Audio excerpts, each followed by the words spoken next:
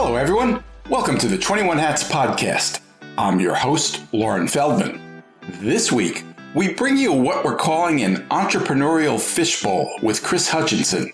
As you may remember, we recorded one of these at our 21 Hats live event in Fort Worth, where I shared some of my challenges trying to build 21 Hats, and I got feedback from the group. We recorded that conversation and turned it into a podcast. This time, we're doing the same thing, except it will be Jaime Echt, founder and CEO of the Crafters Workshop, who is going to explain her challenges to a virtual group of 21 Hats entrepreneurs. As you'll hear, Jaime's challenges are real. Her sales are down, her customers are aging, her lease is up, and she's not sure what she should do next. We're going to see if a group of 21 Hats founding members can offer some support and advice. Even in good times, owning and running a business can be a lonely pursuit. Our hope is that these weekly conversations will let owners know they are not alone in facing challenges. Same thing with our daily newsletter, the 21 Hats Morning Report, which Inc. magazine named the best newsletter for business owners and which you can subscribe to for free at 21hats.com, where you can also find transcripts of our podcast episodes and lots of other articles and interviews. Joining me this week on the podcast are Chris Hutchinson of Trebuchet Group, along with his colleague, Katie Huey. Plus, David Billstrom of Flashing Red Light, Chris Campbell of Ritzer, Tony Castaldi of Profit Mindset, Harry Elston of Midwest Chemical Safety, Jay Goltz of the Goltz Group, Trisha Groff, Executive Advisor and Coach, Shannon Kennedy of Kiwi Vision, Chris Maynard of Essential Ingredients, Michael Raphael of IndieVets, Lauren Ralph of Posh, Jackie Russo of Brand Russo, Portia Mystique Steele of Mystique Rose Publishing, Joe Tibet of X-Pro Partners, Mike Wolf of Delgado Stone Distributors, and Michelle Wyatt of St. John's River Ship. The episode is titled, "This is Not How This Ends." Before we get started, I want to play part of an interview I did with Steve Baker, who is a vice president with our sponsor, The Great Game of Business. In this segment of our conversation, I asked Steve how the great game, especially in these crazy times, helps businesses plan a year, 3 years, 5 years, even 10 years out. The technical part, the nuts and bolts of planning for us are to literally do that. Say, what will the economy do in the next 1, 3, 5 years? We're even looking 10 years out to say what's possible. We know the world breaks every 10 years. We just don't know exactly when or exactly how. But if we don't plan for it, we're probably going to be a victim, not a person positioned or an organization positioned to take advantage of it. What I'm getting at here is we've got to look out far enough to say what's possible. How would we attack that? How would we get that market? What do we do if there's a problem? And then we are asking for people's buy-in to our plan rather than just dumping it on them. You actually, at the Great Game of Business, encourage owners to get their employees involved in the actual planning and participating in coming up with the numbers and goals that the company then shoots for. Yeah, good question. In the early days for anyone, you're going to have to teach them. There's no doubt about it. But you don't have to teach them everything. They don't have to become accountants or CFOs or even operations managers or anything like that to understand some of the things. We've just got to start somewhere, and with the ultimate goal of, yes, I do want high involvement, because the higher the involvement, the much more likely we are to hit our goals. And frankly speaking, we see some incredible forecast accuracy, not necessarily in what products or services are offered over time, but our 5-year forecasts are 97% accurate. Yeah, Lauren, capturing the wisdom of your team is so important. The first story I heard at SRC all those years ago was the story about Jack was getting press in the early days for turning around this dying division of International Harvester. And, when he tells me this story, I can picture him, cruising through the factory with his loafers and his blazer, and he's feeling good. And, yeah, good job, everybody. Let's go. Imagine you're doing that. You're cruising through the factory, saying hi to people, checking on things. You're just doing great. And he sees the janitor pushing his broom. He says, yeah, all this debt to equity equals job security stuff is crap. And Jack stops in his tracks. He's like, Dave, what's wrong with you? What are you talking about? He goes, well, I happen to be looking at our financials, and it looks like about 76% of our receivables are in the truck market. Well, I happen to know there's a recession in the truck market every 7 years, so it really doesn't matter if we do our jobs or not. You're still going to lay us off. And he kept pushing his broom, and Jack is like, wow, what are you talking about? And think about it. They had bought a dying division of International Harvester. They had one customer, International Harvester, who was a financial disaster. And they were so busy saving jobs that they hadn't looked out. And so this was the first time where Jack, like a captain of industry, got his managers together and said, did you know there's a recession in the truck market every 7 years, and we have 76% of our business tied up in one organization? And the point of the story is this. They said, well, wait a minute. The whole idea of this business was to save jobs. That's what it was. And what are we talking about? We're going to have to lay them off if we hit a recession. They said, we are not diversified. So what they did is they looked out there and said, okay, at that point, the game was all about hours in the shop. How many other products do we need to produce to offset these diesel engines that we would lose if there's a recession? And they said, well, what goes up in a recession if everything else is down? And they're like, well, car parts, because people hang on to their cars longer. Okay, let's do automotive engines. We're going to need 4 engines for every one of these. It turns out Dave Skidmore, the janitor, was a burnt out Merrill Lynch broker. You can read a text version of my entire interview with Steve at 21hats.com. And now, on to today's show. Welcome, everybody. Thank you so much for coming to this without having any idea what you were coming to. I really appreciate it. And I think this is going to be really interesting and something that we're going to want to do again. But we'll see what happens. This is a little bit of a trial for us, although Chris Hutchinson has done this many times before. We saw him do it in Fort Worth, and I'm really confident we're all going to get something special out of this. Chris, why don't you give us, again, just a real quick overview of how you're going to do this? So this is a simple process of us getting to clarity together as entrepreneurs in behalf of an entrepreneur who's going to share her story about what's happening in the business and sort of asking us for some support.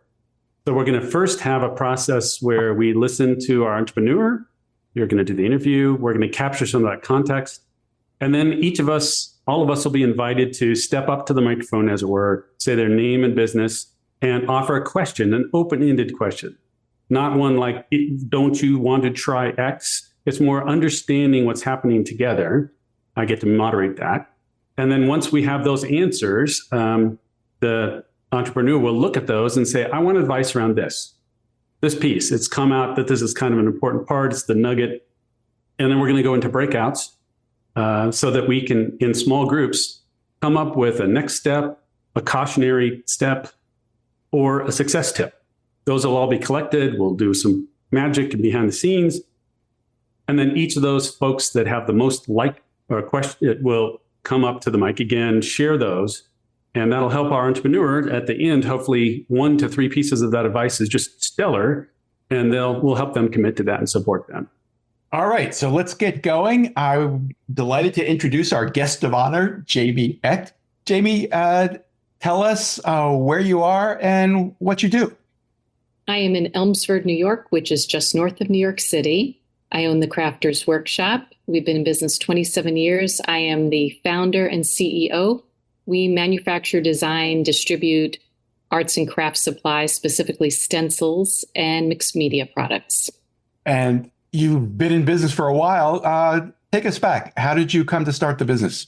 The fashion industry led me into doing crafts, selling crafts, teaching crafts. So I opened a store in 1997, and the only thing missing was stencils. I mean, there were stencils out there, but there weren't stencils that the more sophisticated, fashion trend-oriented person was looking for. So I drew my own, had them made, stuck them up on my pegboard in my store, and they sold really well. I mean, well enough that they actually, when I was a destination store, so people came from all over on their way on a business trip or on a family trip.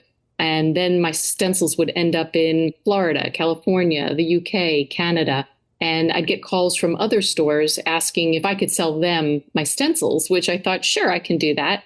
And little by little, that's how my wholesale business grew, to the point that I made the decision to close my retail store in 2005 and just focus 100% on wholesale. For those of us like me who are not all that familiar with crafts, can you tell us a little bit more about stencils? Why did they connect? How do people use them? What's this about? Yeah, because I know the first thing you might be thinking is, oh, this is a kid's product. Well, actually, my customer tends to be an older woman, and by older, like over 50, 55, 60, 65. She is very into card making, scrapbooking. We call it paper arts, journaling.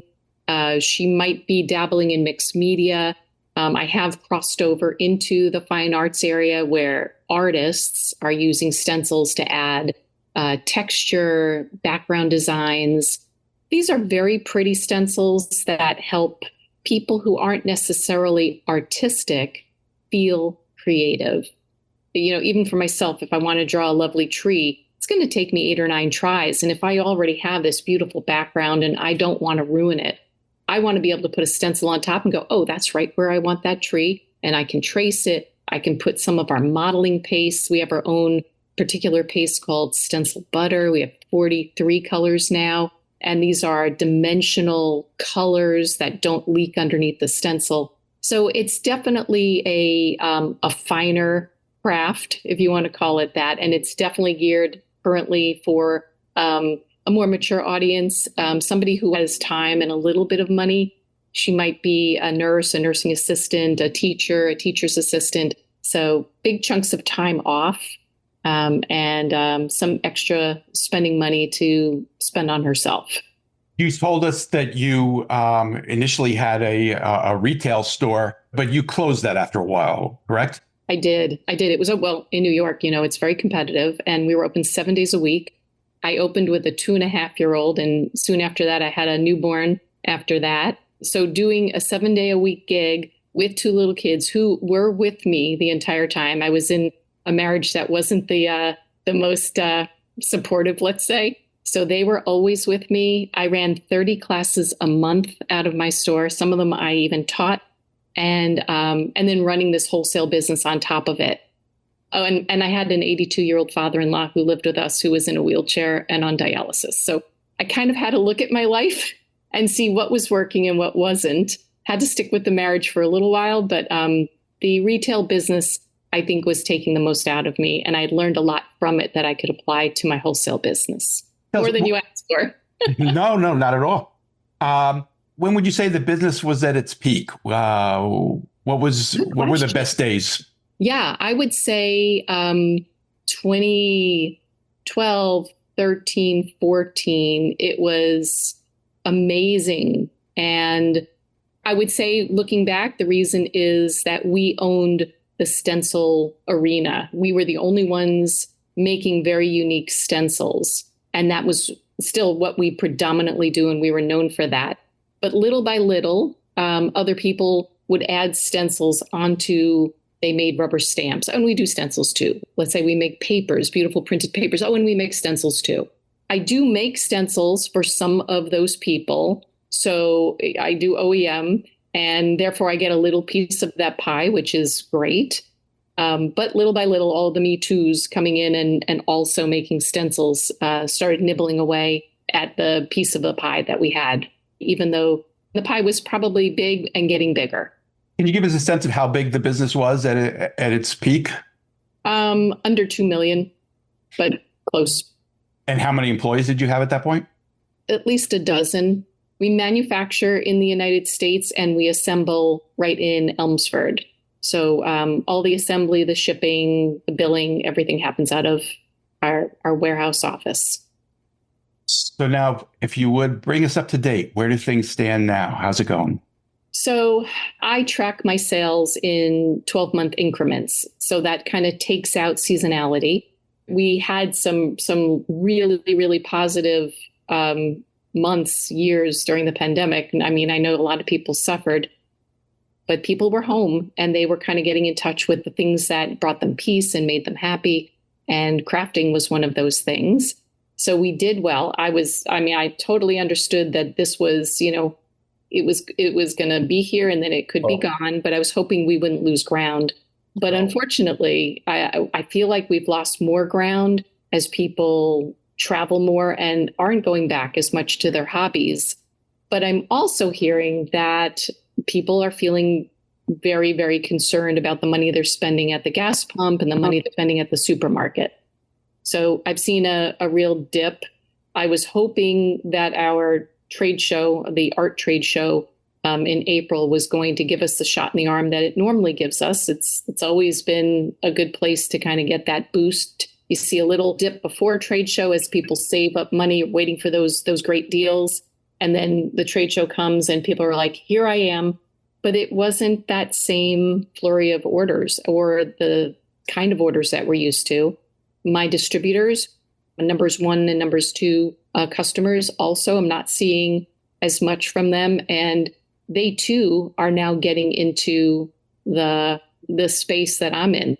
If they don't manufacture their own products, they're buying companies that do. So now I'm kind of competing with my numbers 1 and 2 customers.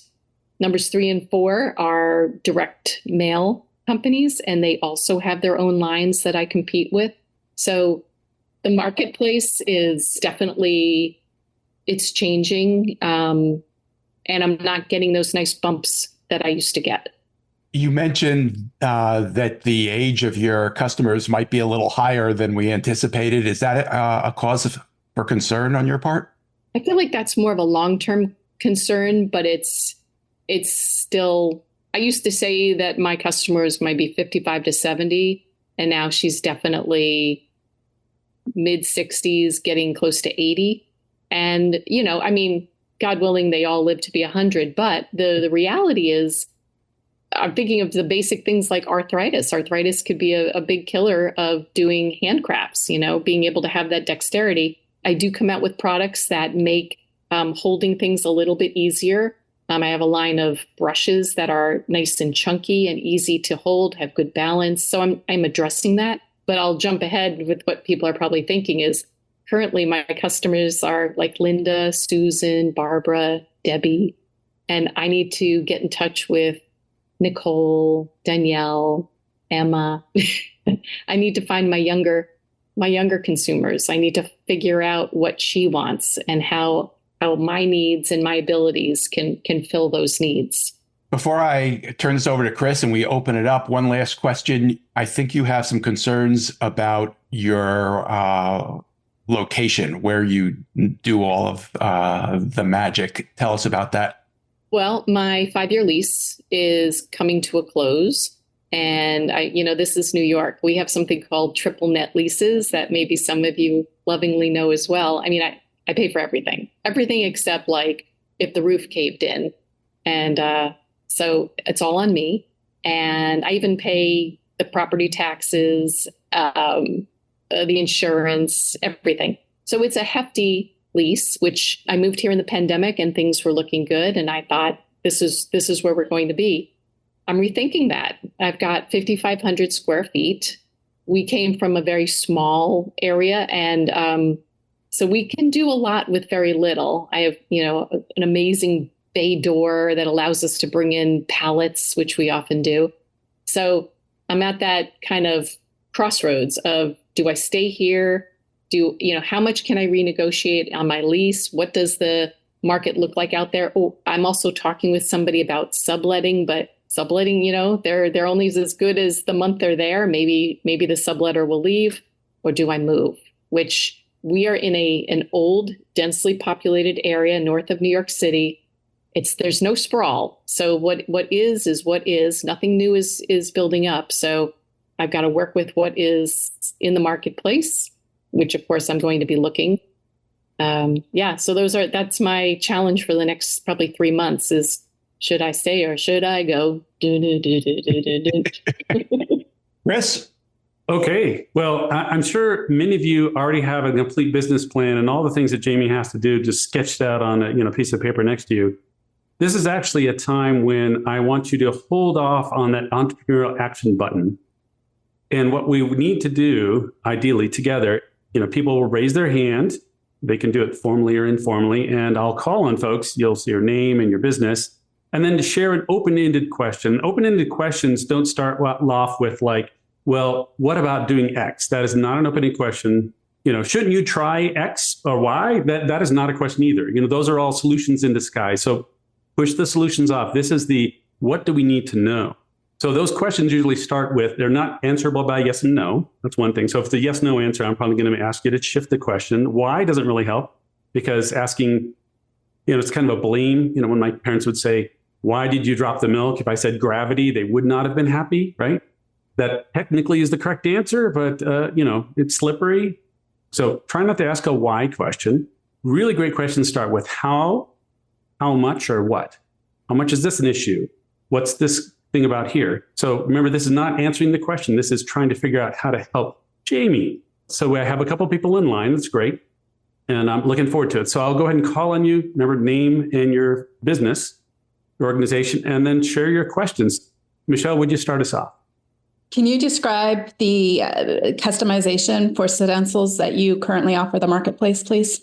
Customization. Are you talking about when I do OEM? Sure. So, for example, can you take a logo and convert it to a stencil, or what type of customization can you do for the marketplace currently? There you go. What type of customization? Great question, Michelle. Okay. So I can do anything. I can take the thought in your brain and turn it into a stencil. But because I cut stencils in the thousands. So somebody called yesterday and she has this idea for her art project, and can I cut these stencils for her? And I said, if you'd like me to cut any of those, each design, I have a minimum order quantity of 300. So she was like, no, I just want one. I said, well, for the time it takes for me to set everything up and to run it, 300 is my break-even point. I as I said, I cut about 1,000 per design. So yes, I can do all of that, but we're talking super big machines. My stencils, I can cut one 12-inch stencil in 3 seconds. So setting up gigantic machines with tons and tons of plastic to cut one is not where my capabilities lie. Does that kind of answer the question? Yes, thank you. All right, perfect. Thanks, Jaime. So I think Harry was next, and then we'll have David. Harry Elston, Midwest Chemical Safety. I'm one of the smallest of the small businesses here. I don't know if this is an allowed question, Chris, but Jaime, you have identified a lot of risks to your business. Okay, are those the only risks that you are seeing right now, or do you have much more to look at? What other risks are looming? Perfect. Thanks, Harry.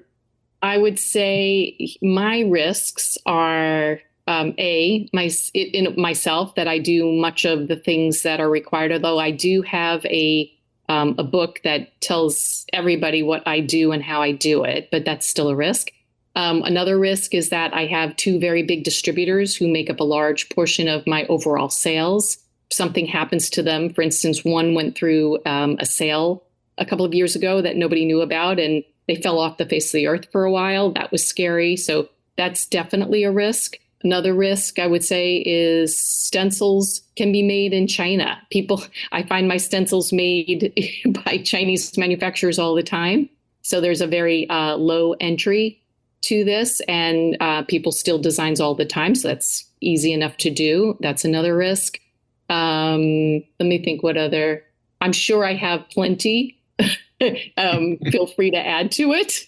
That's good, Jaime. And no surprise that Harry's business is actually risk reduction. Love it. Awesome. Business risk reduction. Mine's chemical safety, but we talk about risk in all kinds of fashion.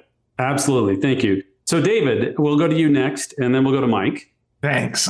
I'm David Billstrom. I'm with Flashing Red Light.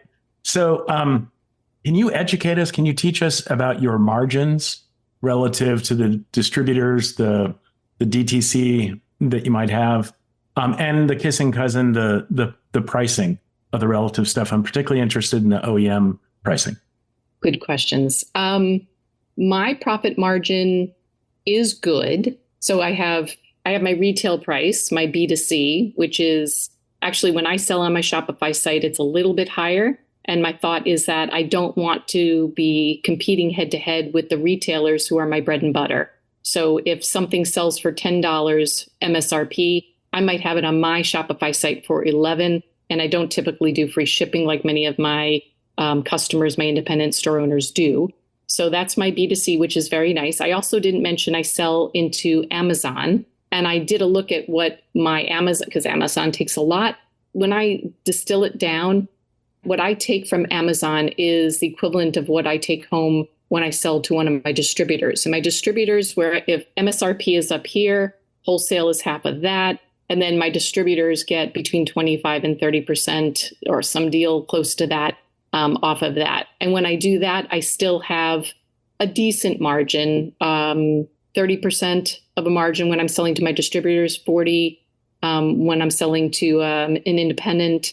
And obviously B2C is lovely. And I really need to perhaps focus more on that, because the other thing, independent stores are having a very tough go, and they don't necessarily run the kind of businesses that I can depend on and pay my rent on. Some of them, their idea of budgeting is when their credit card doesn't work anymore. That's when they stop purchasing, or they put in orders that I fill, and then we go to ship it and their credit card doesn't work. And they say, oh, that's right. Can you hold it for another week? And that week turns to a month, turns to 3 months until their credit card works again. And then sometimes they don't want it because, it's old. So those are some of my challenges. But yeah, I do keep an eye on my margins. Mm-hmm.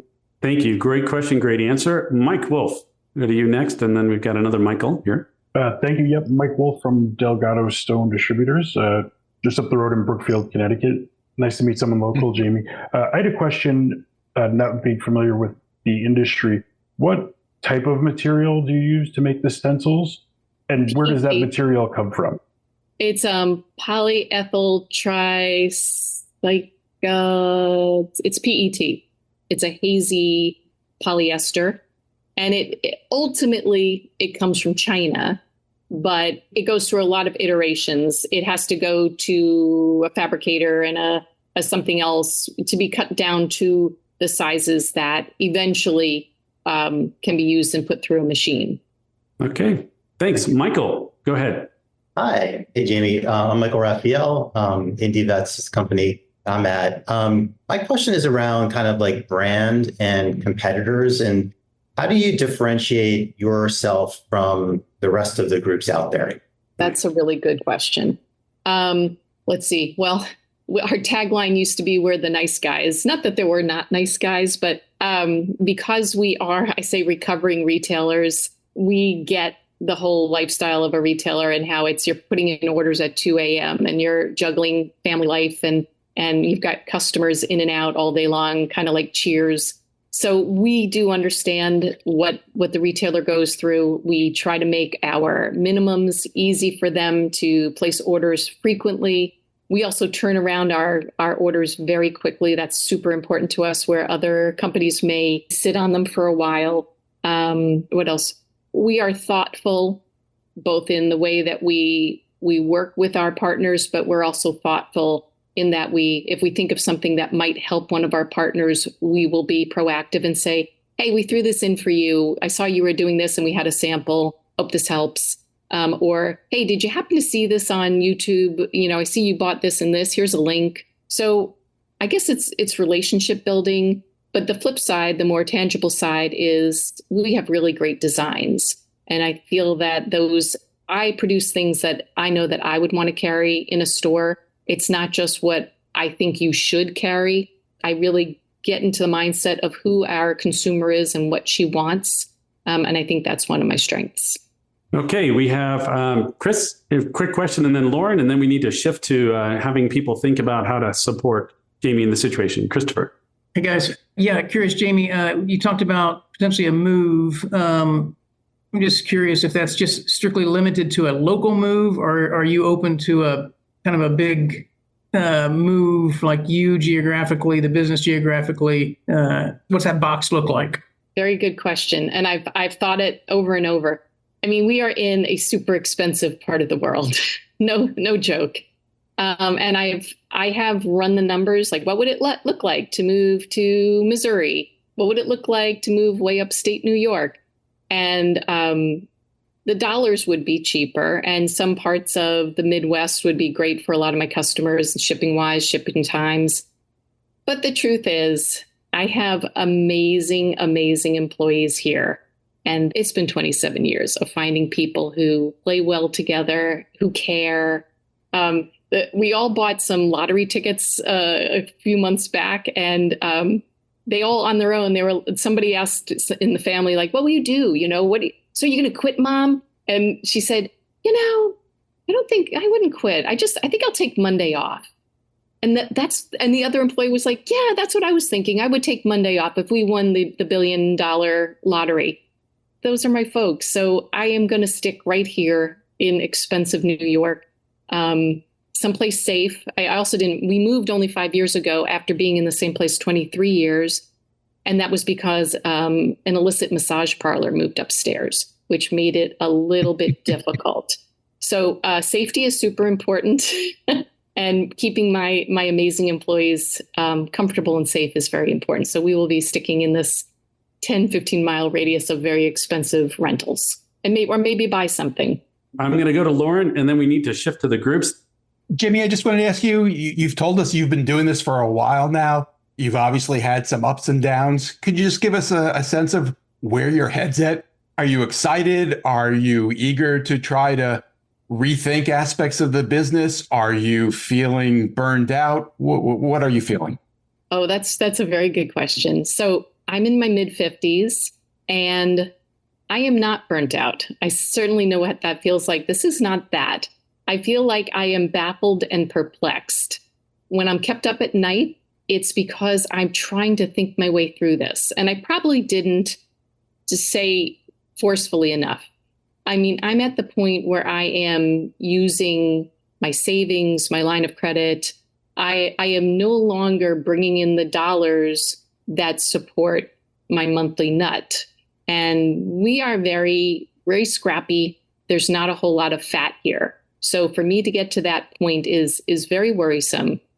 When I talked to my employees about this, and I said, this is where we are. And I said, tell me how you feel about this. And they were like, we're not ready to see this go. That would be sad after all these years of working towards this. So they are also energized to make this happen. So I'm a planner, and I believe in playing the long game. So this is not how this ends. We've been through 9/11. We've been through 2008. I've been through a divorce, a cancer scare with my daughter. I mean, a lot of stuff. They're all with my business and all with the people here. This is not how this ends. But I do need some help thinking my way through it.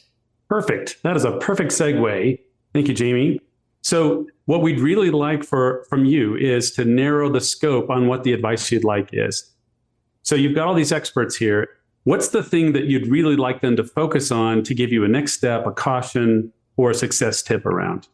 Well, you tell me if I have to go in a little finer, but where do we put our energy? Where would our energy be best spent? The two rules of thumb are spend less, make more money. Other than really my overhead, my rent is my biggest expense. So I know that. That's a no-brainer. So how do I make more money? Where do I find it? Okay, and Katie's typing those into the chat, so that should persist. That's the question to go answer. We're only going to give you 8 minutes together. We're having you in groups of 3, so you can share ideas. In fact, we'll probably make it so you can like them immediately. If you like that idea, you can like it. And the most liked ideas will be the way order we'll go through these in. Any questions before we send you out to the rooms? Okay, so we'll see you in about 8 minutes. And we'll see all your ideas as they come up. Thanks. Okay, so at this point, Chris splits everyone up into virtual breakout groups of 3 and 4, and he gives them about 10 minutes to brainstorm ideas, which they can then enter on a virtual whiteboard. Then, all of the participants like the ideas they find most promising for Jamie. Once that's done, we go through those ideas, starting with the ones that have been liked the most.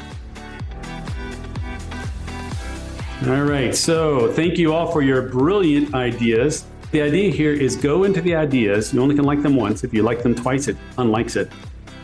Like the ones that you think, based on what you heard of Jamie's situation and what her request is, what would help her most?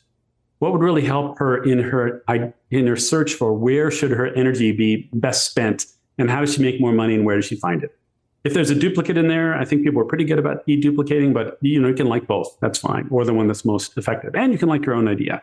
So we'll take about a minute here, not a lot of time. This is a quick, fast group, and then we'll sort them by likes, and I'll ask you to share that idea one at a time from the top down. We'll see how far we get, and then Jaime will commit to doing something.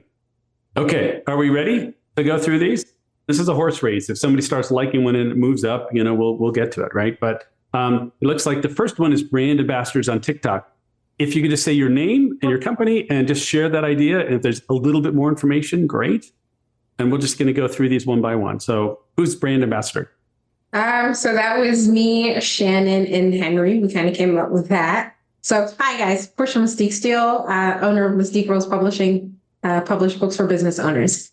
And what we were talking about was how this particular product, the stencil, sounds like it has the potential to be a viral product. So I don't know if you guys know, but many of us purchase products from TikTok. So if you were to get brand ambassadors to utilize these stencils on TikTok, it will become a viral product. I'm a huge fan of arts and crafts parties, and I follow different people on TikTok who do that. So they go out to these different spaces and they host these arts and crafts parties. People sign up, they have the kits, and they just sit down and have fun, kind of like a paint and sip, right? But if your stencil was part of those packages because the brand ambassadors are using them, the product becomes viral and now everybody wants to use it. Now, I understand that brand ambassadors usually want a pretty penny up front. It can be costly. But if you do not have the capital to make that initial investment for brand ambassadors, you consider brokering a deal for commissions. So if they were to, get those stencils into the hands of consumers, they would earn a commission for each package or stencil they sell. Awesome. Thank you so much. Let's go to the number 2. This is, and there's a contrasting comment says, no, I think you should go with the market you have, but who wrote perhaps energy should be spent? Could you share that, your name, your company, and that one, Marcia? That was me. My name is Marcia. I'm a career coach for women who are in a season of career confusion. I was wondering what kind of marketing you are doing right now. And I wrote also the one below that, which is the same on the TikTok with the brand ambassadors. I feel like this has so much potential to be amazing for a younger generation of crafters who love to watch a process on a video. So these reels where you see the stencil being made or you see the stencil being used, people just eat that up and then they want to do it themselves. So then they want to order it. So I thought for that first question, maybe your energy could be spent trying to reach that younger audience, maybe on Pinterest or TikTok, maybe through brand ambassadors, which could increase your sales. And it could already set you up to solve that problem that you are inevitably going to run into. As you said, you see that as a problem that's coming up where people are getting older. You might be losing your current audience. So you're setting yourself up for having a smoother transition into that younger audience. So that was my thought. Okay, great. So the online marketplace, people design and sell. Whose comment was that? Looking at ways that you could spend less and make more, having other people do the work for you. They design it. You host it as the expert, and it seems like it's a pretty niche category. So you get everyone in there, and they're going to design it. They're going to order them basically, and you would be able to produce and take a percent. It would also tie in with some of the influencer stuff that was mentioned previously, where if influencers design their own thing, they would promote that as well. So it works as a marketing and revenue generating tool. Great, thank you. The next one, we have TikTok again, creating videos on how to use them. Just share that idea, and then maybe a sentence or two after that would be really great. This was what I already shared a little bit about, so showing the process. Marcia, you're like up at the top set here. This is really great. Okay. And then we have the consider becoming a virtual store. Who shared that? I do have a Shopify store, if that's what you were thinking. So I do have B2C. How much of your business is going through that as a percentage of sales? Oh, gosh. It's a percentage of sales, 1%. Wow. I am not tapping that. Wow. Yeah. Maybe one clarifying question. When I did Google your company, I found a website, but it said you can't purchase on this website unless you're a retailer. People get very confused. I'm fixing that. Next month, I will have one website, one landing page where there is actually a place to go where if you're wholesale or retail, but it's confusing. And I get people who are frustrated and, why can't I order from you? And then I say, oh, here it is. So tcwstencils.com is our retail B2C site. Nice. Confusing. Next month, hopefully not. So wait, there's two different names? You have two different names, or is it? Two different websites. The landing page is thecraftersworkshop.com. And then from there, you have three choices: retail, wholesale, and our defunct blog. So definitely due for a facelift. Awesome. Well, there's lots and lots of ideas. There's a lot of resonance between some of them. And actually, Jaime, the most important thing is not that it's voted highly, is that you look at that and go, I want to do that. I want to do that. Maybe one or two or three of these. When you look at them, and you certainly, if we haven't talked about them, you can ask the person, hey, who said this, and tell me more. But the idea being that this is the point where we look at you and say, so how would you like to capitalize on this advice? What would you like to commit to? And maybe we can follow up on later. So the one-offs I can't do that. I can't just do one at a time. It's a great idea. Maybe with different machinery. It's not a no, it's just a not right now. But TikTok has certainly been something that we have thought about. My only question is, does the group feel that TikTok is here to stay, with all of the odd media that it's had? And by the way, we are on Instagram and we have about 27,000 followers. So we're not new to the social media space. Our ladies are too old for TikTok, but obviously there's some people here who are ready to see it on there. And Trisha, raise your hand. Trisha? I think that video is here to stay. And so if you post it on TikTok, you can keep it and repurpose it into whatever new social media platform exists in the future. Yeah, so I'll read between the lines, which is own my own. Don't film it on TikTok. Don't film it on Instagram. Film it myself and repurpose it so that I always own it. I'm just going to say that cross-posting is always a thing that you should do. So though I don't think TikTok is going to completely disappear, it can't. It generates too much revenue for everybody involved. So I don't think that's going to happen. But you can cross-post to both TikTok and Instagram. Same content, same strategy, same hashtags. Thank you. Excellent. And Christopher? Yeah, I'm probably on as much social media as Jay is, but so I don't think either one of us are experts in this. But if we're trying to find or identify a new market, not the existing market, which could be your Instagram customers, I think this TikTok, from what I understand, kind of caters to the younger, generation that may open up a brand new market to you. Yeah, thank you. And Jay's has his hand up. So before it runs out of the I was just going to say, these are all good solutions. I just want to emphasize what I believe the problem is, because I'm living in the same world she is. That it's the baby boomers. They're getting old and they're dying and the market's shrinking, and baby boomers framed a lot of pictures and now they're not. So the entire picture framing business is 50% of what it was to the local retailer. And then you're also selling to stores like I sell. And I can tell you the part you left out probably, I assume a lot of them are closing, right? They are.